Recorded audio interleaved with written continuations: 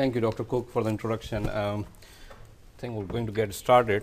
I have a broad topic here today, and I will try to focus on the most important facts and controversies and try to finish it in time. I do not have any financial disclosure to make, except that some of my research work was partially supported by the CDC during 2010-2011. So now, what I'm going to talk about today is the epidemiology of common infections in the older adult, and we are, by the end of this presentation, I hope we will be able to recognize the differences in presentation and management approach of common infections in the elderly. So now we all know that our population is aging. In the United States, the number of elderly people in 2000 was estimated to be 35 million, which is going to increase to 70 million by about 2030. So more and more primary care physicians without any additional training in geriatrics will be taking care of these elderly patients, and we should all be comfortable in diagnosing and managing these patients and their infections. So I'm going to show you the hospitalization rates here from during the year 1990 to 1992 and going all the way to 2000 and 2002. So during this 10-year time period, you can see that hospitalization rate overall did not change much, but there was at least a significant increase in total infectious disease related hospitalization during the same time period. What you can also see here is the top 5 infections that leaded to hospitalization in this age group of 65 years or more. Definitely lower respiratory tract infection and the urinary tract infection was the 2 most common diagnoses related to the infectious disease hospitalization. And if you also see here cellulitis, enteric infection and prosthetic device related infection also increased significantly during this 10-year time period. Now, I want you to focus on a hospitalization rate here, and you can see that for the people over the age of 80, the hospitalization rate was the highest, even though the percentage did not change from 1998 to 2006. So, their overall hospitalization rate did not change for this age group, but this age group by itself is actually increasing a segment of our population. So, it will lead to more hospitalization overall and more healthcare expenditure. So, talking about healthcare expenditure,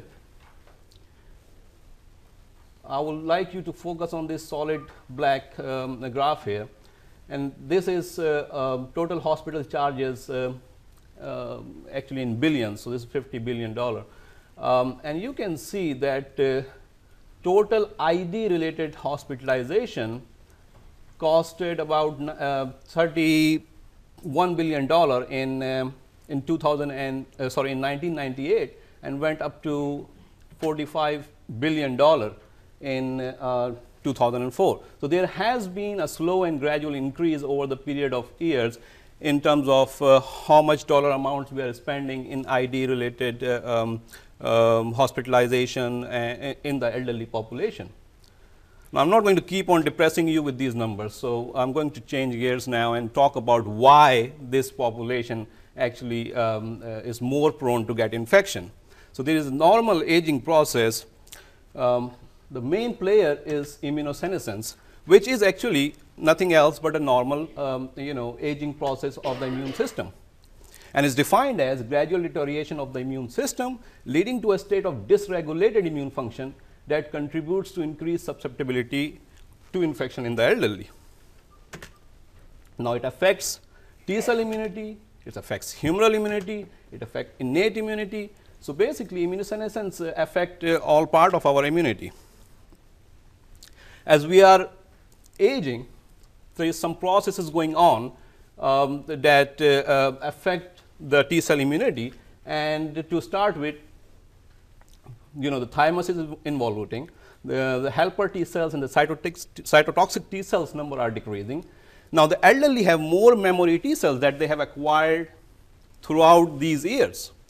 The problem is that they do not have naive T cells in good number to actually migrate to the effector site, where they can affect and respond to the infection. So, overall, even though they have more memory T cells, the T cell response will not be that great on the effector side, because their naive T cells are unable to migrate there in good numbers.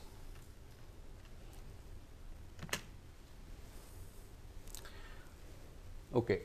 In terms of the humoral immunity, again the same phenomena. The memory B cells and immunoglobulin generation is actually decreasing.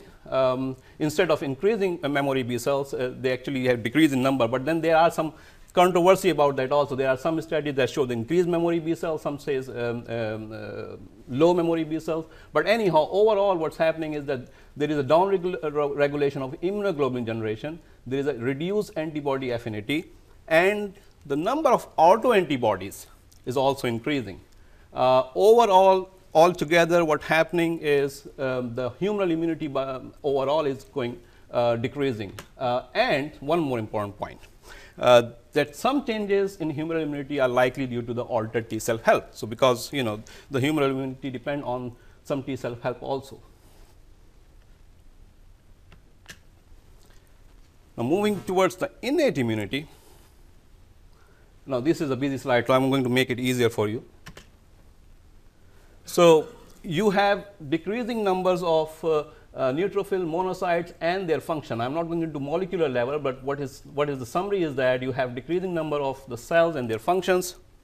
Now, in terms of the natural killer cells, the number actually increase in the elderly, but the functions of these cells actually have decreased during this time period. So, again, it's all together, the T cell immunity, the B cell immunity, and the innate immunity during the aging process will predispose the elderly to the infections. Then the last but not the least, the function of the spleen also declines with aging. And as you can imagine, if that happens, then the elderly population will be at risk of certain infections, including strep pneumo.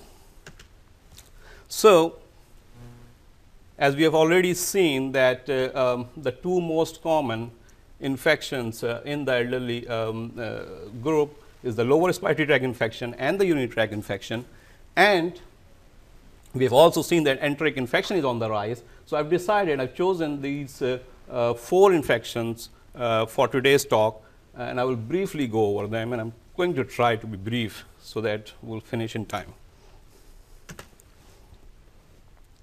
So, let us start with pneumonia. So, there are different factors which predispose the elderly population to pneumonia.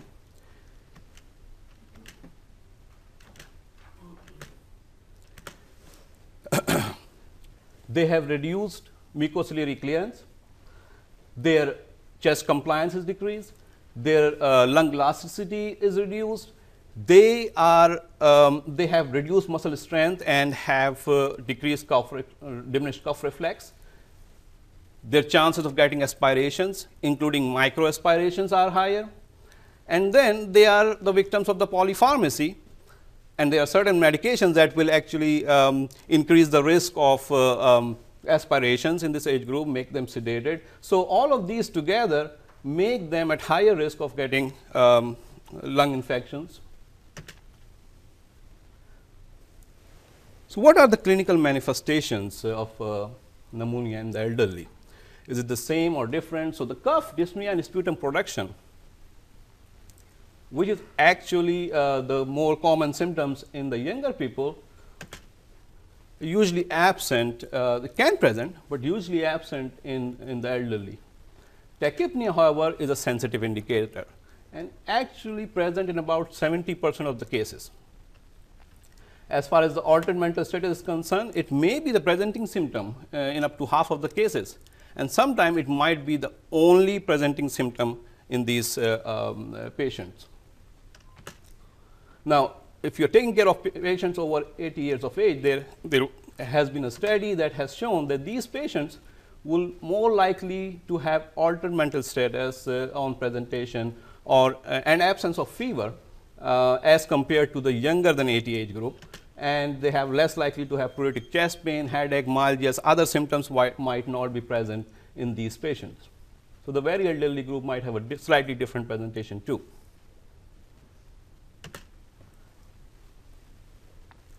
Okay, so let us move towards how we are going to diagnose community acquired pneumonia. Now, the clinical presentation by itself very difficult in this age group to diagnose pneumonia. You have to combine the clinical features with imaging studies, again because the clinical feature we just discussed can be very subtle, and we might not be able to just diagnose it by that. Now, routine diagnostic tests like cultures to identify the etiologic agent is not that necessary, although it can still help when you are treating the patient at outpatient.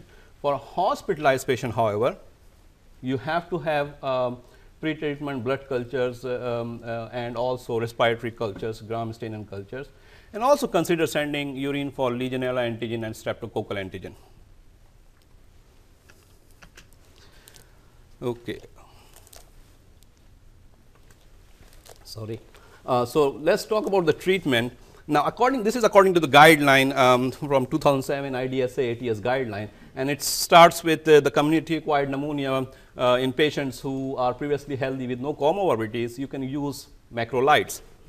The problem with that is, first of all, the macrolide strep pneumo resistant to macrolide is increasing, but the other thing is that you will not find many elderly people with no comorbidities. So, most likely you will end up treating these patients with respiratory fluoroquinolones or beta-lactam plus macrolide.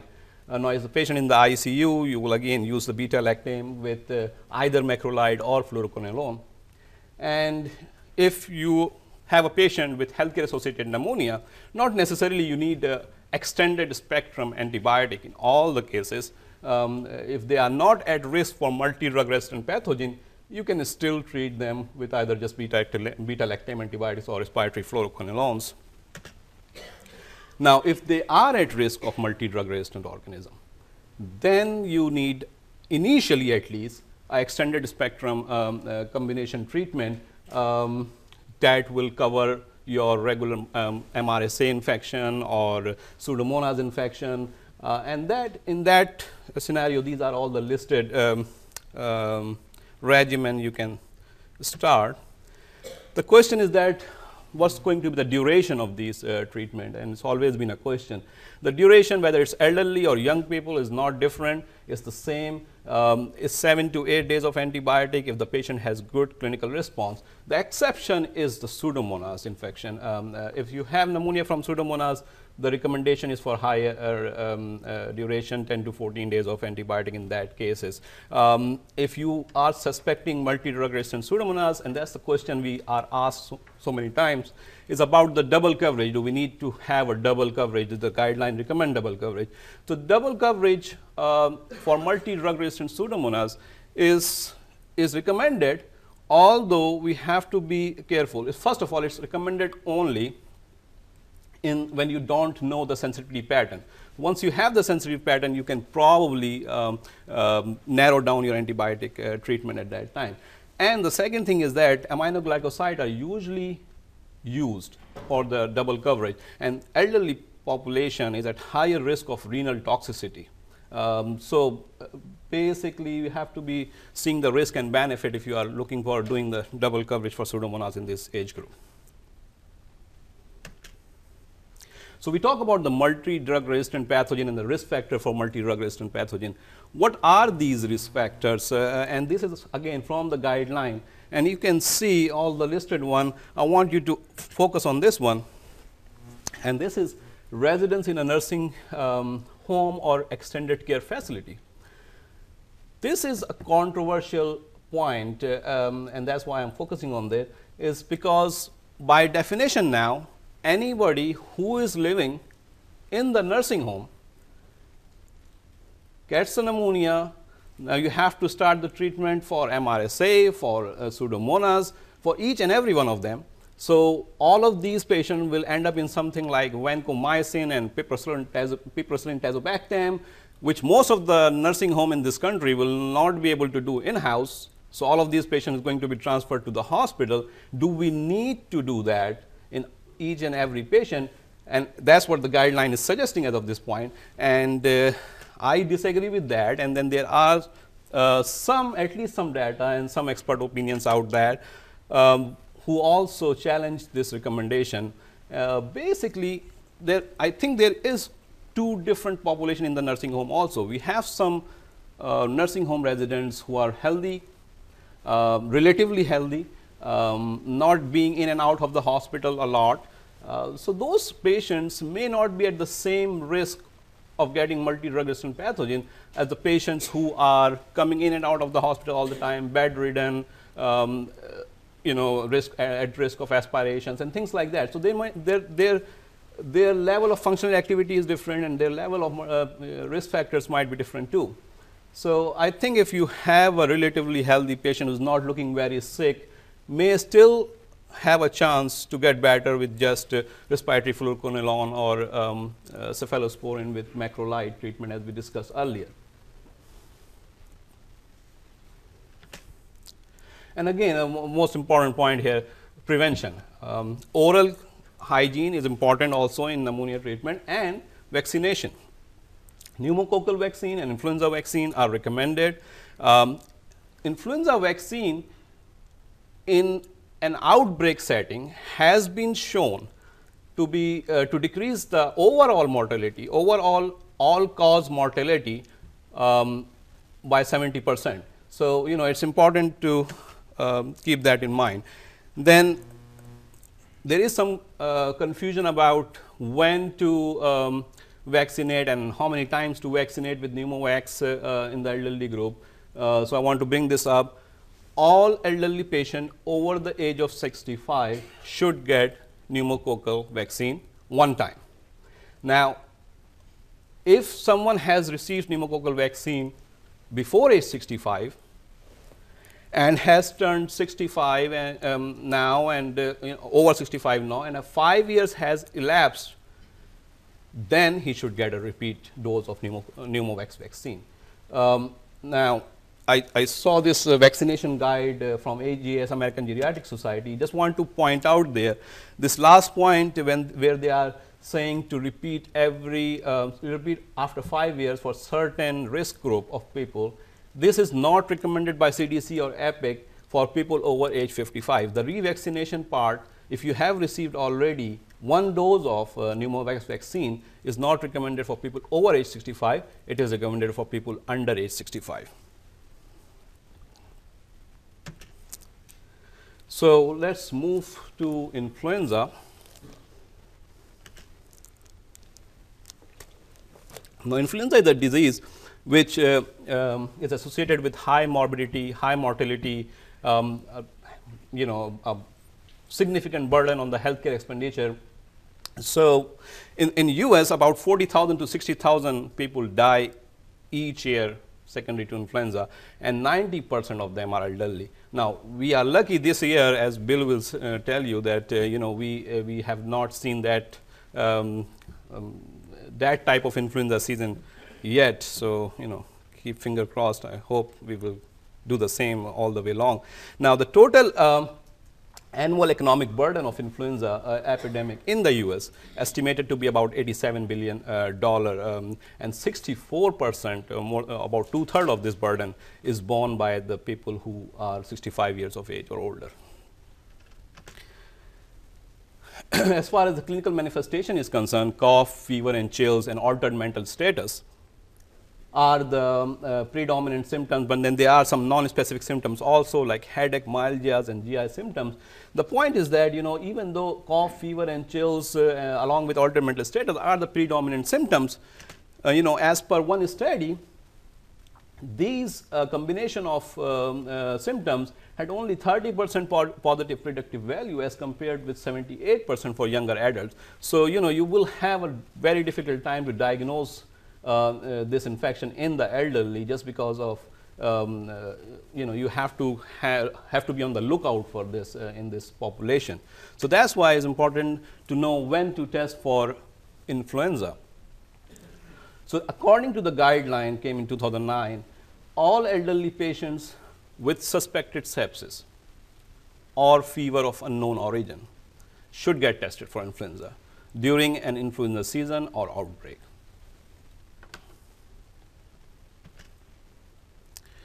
And there are several methods to test for influenza. All of them are listed in there. I'm not going to go into detail of all of them, but I will let you know that the PCR testing is a highly sensitive and a highly specific test, and it has a very good turnaround time. So our lab is also offering PCR testing. So this is the test to go as of now. The viral culture will be the highest, will have highest specificity. The problem is that it's going to come back in so much time that you will lose the window to treat. And talking about treatment, these are the categories or people who are at risk who needs to be treated as per the guideline. I want you to focus on the last two, and these. So all the adults over the age of 65 years and all the residents of nursing home, if they have influenza symptoms and they're diagnosed with influenza, they are the one that has to be considered to be started on antiviral therapy. Now the benefit is the most when it started within 48 hours of the symptoms. After that, the benefits might reduce, but this is the biggest window we have if we start within 48 hours. Now these high risk group should be considered for antiviral chemoprophylaxis, especially in those people who in whom the vaccination is contraindicated for some reason, or if vaccination is unavailable or expected to have low effectiveness, then these people need to be on antiviral chemoprophylaxis. Now when you give them the antivirals, it's supposed to be until the end of the influenza season or 14 days after they get vaccinated, if they get vaccinated. These are the drugs that we use for treatment of influenza. The drugs are the same in the long-term care or community. So I just got the table for the long-term care facilities. The important point is oseltamivir is effective against influenza A and B, although remantadine, amantadine are only effective against influenza A, and it's not effective against seasonal H3 and 2. So those are the important points to note. The treatment duration is 5 days.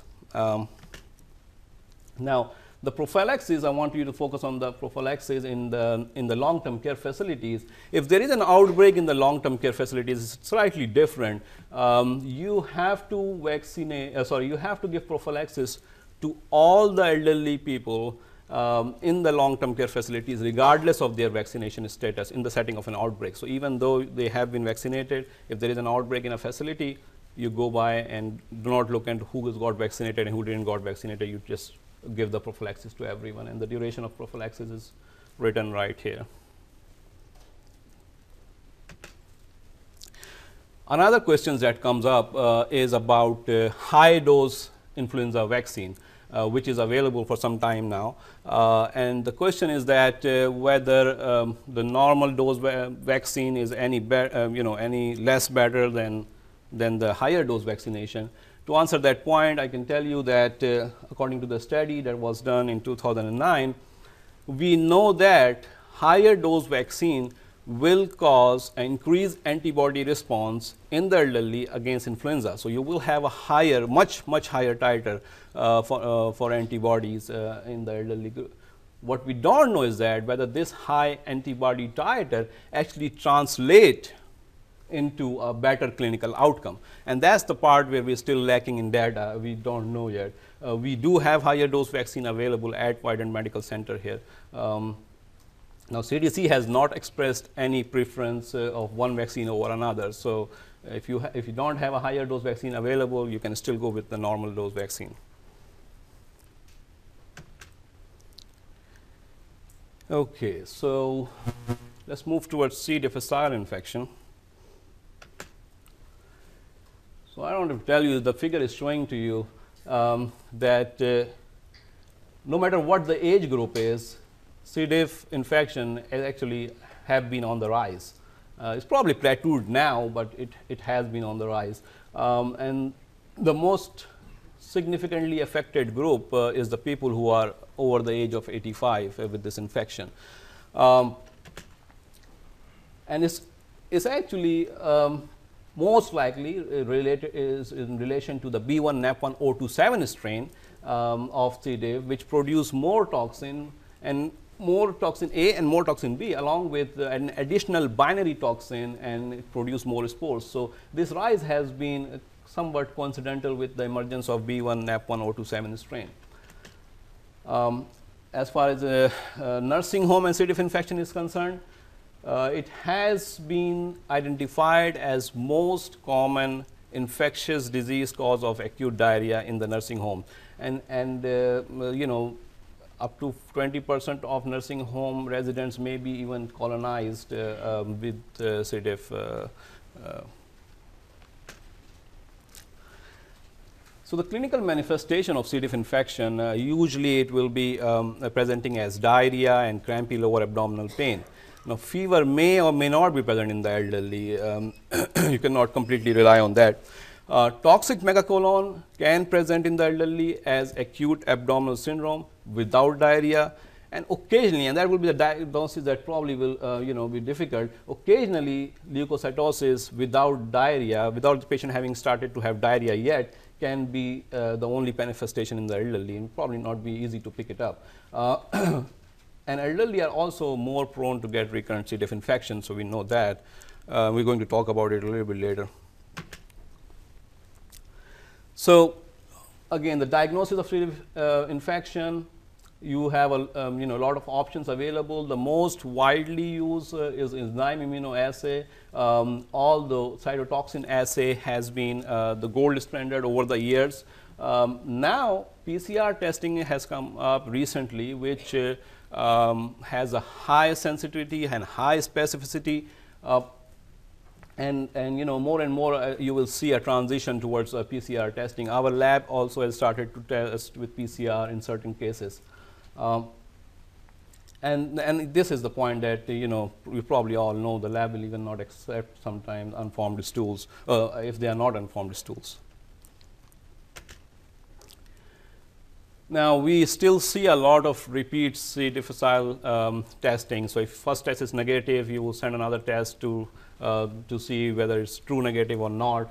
We did this study in New York a couple of years ago, and the point was to look into whether repeat C. difficile testing is actually helpful in making the diagnosis or not.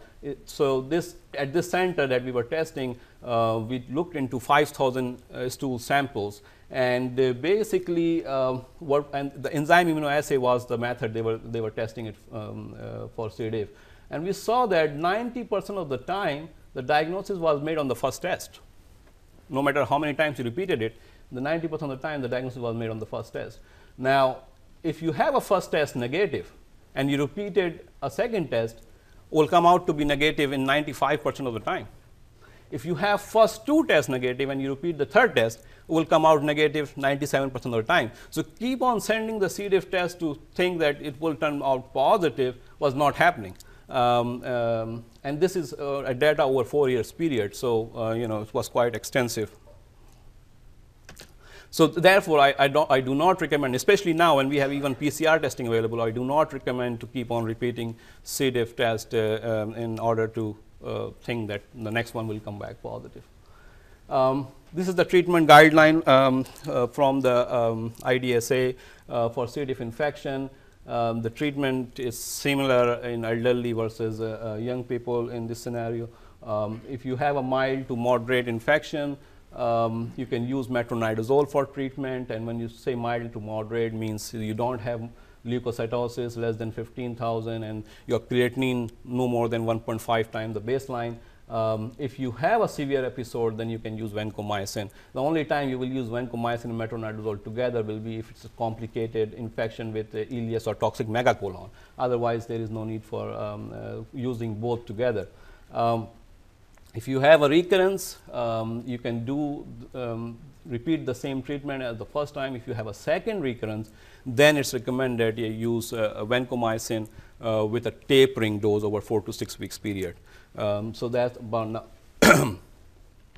Now, after the guideline came, we had another agent available, Fidaxomicin, for the treatment of C. diff infection. Now, Fidaxomicin has a narrower antimicrobial activity, and it has been associated with lower recurrence of C. diff infection, especially in non-NAP1B1 027 strain. The problem is that it's very, very expensive. We're talking about, I think, $20 versus $2,000, something like that. And it's also studied in the, it has been studied in the elderly population, but we have limited clinical data available up till now. I think the role of Fidaxomicin right now is in the patients who have multiple recurrent C. diff infection and has been refractory to other treatment. You can try that in that scenario. We do have Fidaxomicin available here at Widen Medical Center too. Okay, how do you prevent C. diff infection? Judicious antimicrobial use, so don't give anyone 14 days of antibiotic when 5 days can work. There is no convincing evidence of effectiveness of probiotics in the elderly. That question comes up all the time, but the data has been all over the place. The guidelines currently do not recommend probiotic treatment. Especially, and it can be actually, probiotic use can be detrimental in certain situations if the patient is immunocompromised. It has case reports are there which shows bacteremia secondary to probiotic use. So, we have to be careful in using probiotic. In prevention of, prevention of transmission is, we all know that, but we just have to remind ourselves. Hand hygiene is very important, not with alcohol-based rub in these cases, because alcohol-based rubs are not effective against the spores. So, you have to do hand hygiene with soap and water. In these situations, glove use have been found to be very helpful along with the hand hygiene. Now, one important point I want to make is that we are focusing more and more towards hand hygiene in acute care facilities. There's a lot of push nationwide, but in the long-term care facilities where we have these 20% up to 20% colonization of C. diff infection and some of our sickest patients, we do not see that much of a push there as of this point, and there are a lot more challenges in long-term care facilities. We did this study, actually published last year, where we looked into the self-reported compliance of the nursing home employees, actually in 5 different states, over 17 nursing homes, and over 1,000 employees responded. And you can see the self-reported compliance is not very good, no matter what the profession is.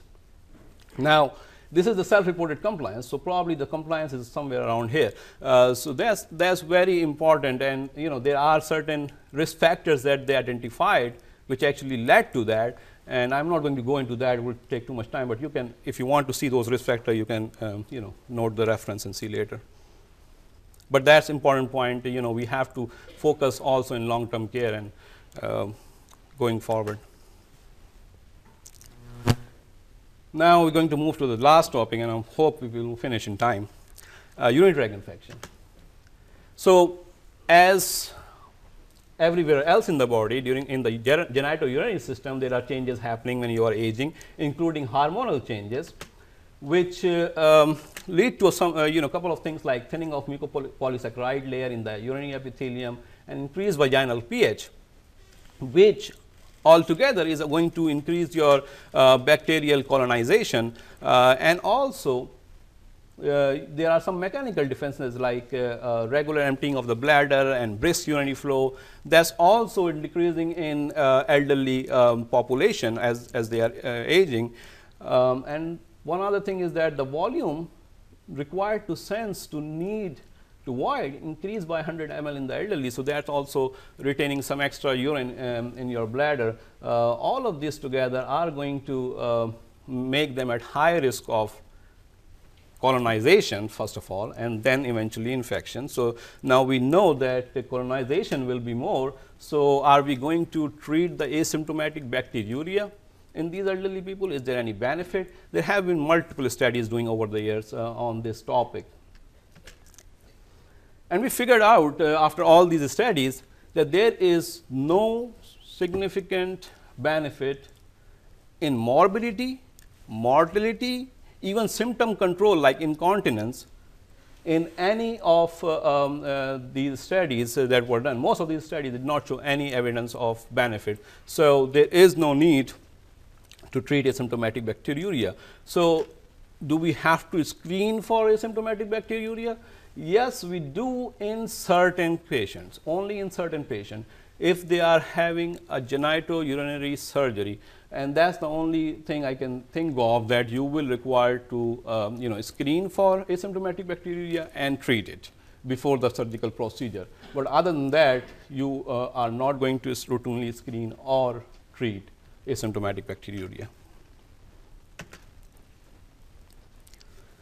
which is actually very prevalent in the nursing home. I did not put that slide in there, but it's as prevalent as about 50% in the nursing homes, and if the patient is catheterized, close to 100%. So, the prevalence of asymptomatic bacteriuria is quite much in the elderly population. In terms of clinical manifestation, you will have local irritative signs like urgency, frequency, and severe tenderness if it's a pyelonephritis. You will have systemic symptoms less common than in the younger population. So, fever will be less common. Now, non-specific symptom, we all hear about them, not feeling well, not at baseline, those will be there and have been associated with urinary tract infection, but the problem is that it has very low specificity. So, you cannot diagnose the patient just because they are not feeling well, and it is very difficult. And hematuria can also represent infection. And the thing that complicates our diagnosis is local symptoms can also obscured by pre-existing chronic genitourinary problems like incontinence and BPH. So, you have frequency and urgencies because of the BPH or because of the urinary tract infection is always a difficult issue to deal with. So, therefore, the diagnosis should be made on combination of clinical and microbiological finding. The presence of pyuria alone is not significant. So, if you have pyuria, it probably does not mean anything. But if you do not have pyuria, so you check the UA and the pyuria is not there, then you can almost certainly say that the patient does not have a urinary tract infection. So, if you have some 50,000 bacterial growth and you have no pyuria, it's probably not significant. You can avoid treating that patient. And again, I will not go into this. The treatment of urinary tract infection for community dwelling older adult with urosepsis, you can use third generation cephalosporin empirically and then change the antibiotic later on based on your culture data. For outpatient management, you can use something like trimethoprim sulfa or fluoroquinolone. Only thing is that have to be careful about resistance pattern in your area when you are treating, and choose the antibiotic based on your local resistance pattern. And for acute inpatient treatment of pyelonephritis, you can start with parenteral fluoroquinolone or extended spectrum cephalosporin, start with, and then switch to oral once you have more data available and patient becomes more stable. So, what is the duration of urinary tract infection? Always a point where there is confusion. So, it is basically depend on whether the urinary tract infection is complicated versus uncomplicated. If it is a complicated urinary tract infection, you actually have the list here for all the factors that make it complicated urinary tract infection, and the treatment duration for complicated urinary tract infection is 10 to 14 days most of the time. There may be some exceptions that where you can use 7 days antibiotic course, like if you have a catheter associated urinary tract infection, the current guidelines say 7 days is appropriate if the patient is started to respond early. And if you have a male patient who is afebrile and has a urinary tract infection, in that patient also you can probably go by 7 days treatment. As far as the acute uncomplicated pyelonephritis is concerned, again, it's 10 to 14 days of treatment in general, but a shorter duration can be done when you are using fluoroquinolone. Now, in the guidelines currently for premenopausal women, it has been recommended if you are using fluoroquinolone, you can use 5 to 7 days of treatment, and that should be okay for acute uncomplicated pyelonephritis. The data is limited for the elderly population. Although that limited data still suggests that you may be able to do the same in the elderly patient who are being treated with fluoroquinolones. Complicated pyelonephritis with abscess production is usually surgical and medical treatment combined. The treatment duration is not more than what you will treat otherwise. As far as the duration of treatment is concerned, for uncomplicated lower urinary tract infection, guidelines recommend 7 days, but then there are some recent studies, recent Cochrane database review 2 years ago, which showed that the shorter duration can still be effective in the elderly people, especially when they are using fluoroquinolones. Again, it depends on what you are using. So this is a randomized double-blind controlled trial. And you can see there are 2 groups here, one which was treated with 3 days of Cipro, one that was treated with 7 days Cipro, and these are elderly women with uncomplicated UTI. And there was no significant difference in efficacy, and there was more adverse effect related with 7 days treatment. So there is some data, at least when you are using fluoroquinolone, that 3 days treatment might be enough. If you are using something like cephalosporin or nitrofurantoin, then there is then the treatment duration will be longer. So prevention of UTI, again, intravaginal sterile therapy can help. It has shown to be helpful. As far as the antibiotic prophylaxis is concerned, it may be helpful in short term. The problem is that you are going to promote antimicrobial resistance going forward, in long term. And so therefore, I will not recommend to use antibiotic prophylaxis for patients who you suspect to have urinary tract infection again and again, because that's only going to complicate the picture. Cranberry juice has been studied, not found to be effective. Now, if the catheter is in place, the most important point with catheter is that maintain a closed dependent system and discontinue as soon as possible. That's how you prevent the urinary tract infection. Now, always reassess the need of catheter, because that's the main important point. And in our elderly people, they come into the hospital and they start getting Foley catheter right and left. And this is a study that we did in New York a couple of years ago. And we find out that in a tertiary center, actually, same like Vidant Medical Center, over a third of the patient age 75 or greater get Foley catheter during this hospitalization. So, and then almost 75% of them get Foley placement in the emergency department. And only 27% of the charge will provide initial documentation to justify the Foley catheter, and then follow-up will not be, follow-up of the need will not be mentioned in those charts too. And on the right side, you can see the predictors we find for, or the risk factors we find for getting this Foley placed. And being a resident of LTCF, long-term care facility, automatically makes you a risk, makes it a risk factor to get the Foley catheter. So, patient coming from nursing home is automatically going to get a Foley catheter. It's up to 43% of patient Foley was absent, but up to 19% of the patient the Foley was present. So, I know some of you might think, why the New York is important for us. We are good here, I will tell you why. So, we did another study, and this time we looked into all the patients who actually came to the rehab center, was admitted into the rehab center for the purpose of getting rehab and had a Foley catheter in place at the time of the rehab. So, we studied those patient chart and see, okay, why they had the Foley catheter when they were transferred, was it needed, what was the rationale, and we find out that no matter what the teams are, medical, surgical or rehab consult team, the Foley was mentioned only in about 30% of the cases in the exam, and the mention for the reason for continuation of the Foley catheter was not there also, it actually was non-existent. So, the problem is that that is our data. So it's not a problem in New York, it's not a problem in North Carolina, it's actually a nationwide problem that we do not assess the Foley catheter need in our patients. So we have to do better on that. And again, we actually went back on those patients and start looking into, okay, if they came to the rehab with Foley catheter, what happened after that? And we saw that most of these patients who came in with Foley catheter got their Foley removed within 48 hours of admission into the rehab. So what I get from it is that we at least missed some opportunities of getting this Foley out, because if the rehab team was able to get it out within 48 hours soon after the admission, we probably should have been able to get it out on the floors too, especially when we are sending these patients to get rehab. So I would like to conclude my talk here today by saying these statements, that elderly population is at high risk of getting infection due to changes in their immunity we talk about. The presentation may be atypical, the management can differ from the younger population, but most of all, I would like to say that efforts should be directed toward preventing these infections in the elderly. Thank you very much.